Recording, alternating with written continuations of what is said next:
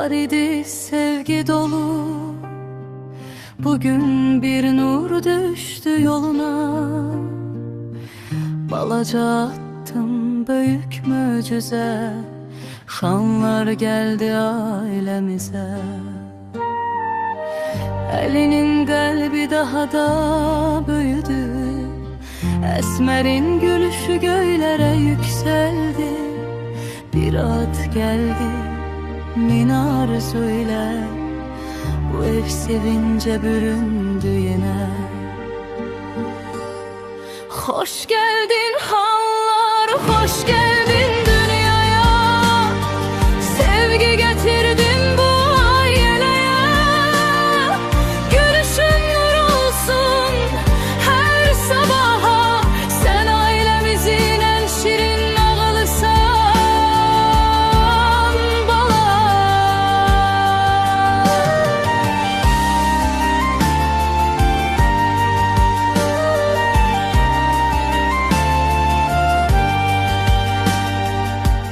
Halamın şirin can nevesi, kalplerin en isti sesi. Balaca eller, büyük ümitler, geleceğin ışıklı yolları var ileride. Bu evde dualar adınla yatacak geceler laylanla. Her adımın uğur olsun, yüreğin həmişə sevgiyle dolsun. Hoş geldin hanlar, hoş geldin dünyaya. Sevgi getirdin bu aileye. Gülüşün nur olsun her sabaha.